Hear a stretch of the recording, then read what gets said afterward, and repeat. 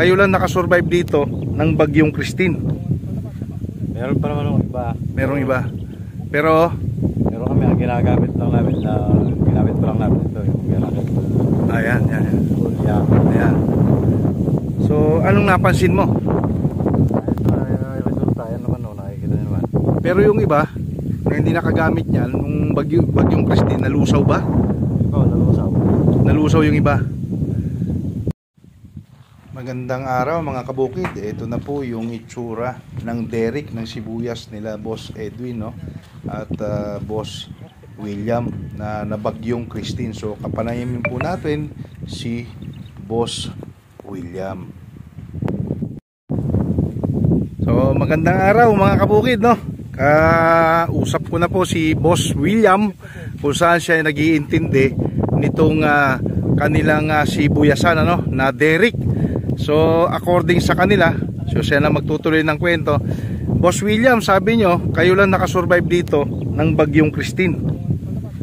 Meron pa naman ng iba. Merong iba. Pero kami ang ginamit pa lang namin ito yung ginamit. ayan. Yeah. Ayan. So anong napansin mo? Ito yung resulta. Yan naman nakikita nyo naman. Pero yung iba na hindi nakagamit niyan nung bagyong Christine, nalusaw ba? Oo, nalusaw. Nalusaw yung iba. Pero tingin mo sa inyong sibuyas, nakatulong ba ng malaki? Nakatulong nga. Ginamit mo namin yung resulta. Yan nakikita. Ayan, oo nga naman. So ibig sabihin, miracle foliar pa lang yung nagagamit nyo rito.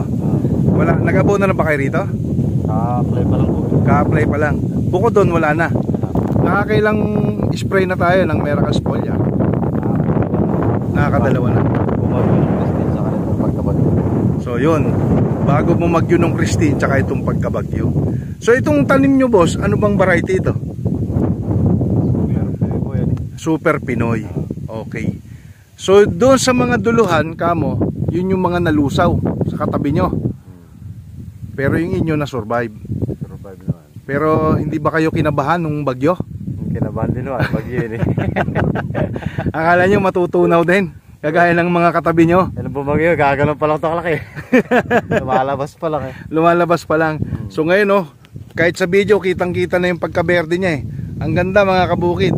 So yan pala ay derrick, yung kanilang procedure na ginawa dito. So ayan, hawak-hawak ni Boss William yung ating miracle foliar. Boss, baka may mga gusto kang imbitahin o batiin, no? Ang mga kaibigan mong farmers dito, baka pwedeng sumubok na rin sila ng ating miracle foliar. Bukan nyo rin ng ganito. Makita nyo rin kung paano epekto. Ayun. So paano ba pag-spray para malaman naman ng ibang nagsisibuyas? Paanong procedure mo dyan? Basta ibabomba lang po ito ng walang araw pa. Wala hapon, gabi. Oh, hapon. Ang karga? Ang karga di 100 ml sa isang spray. 100 ml tayo. Sa sibuyas, ano? Sa sibuyas. Kasi sa ibang gulay, mga kabukid, 50 ml lang tayo. So boss, ipapatuloy ba natin paggamit natin ng miracles dito? Papatuloy natin maganda. Maganda yun. So maraming salamat boss. Alam ko napakamahiyain mo eh. Okay, thank you.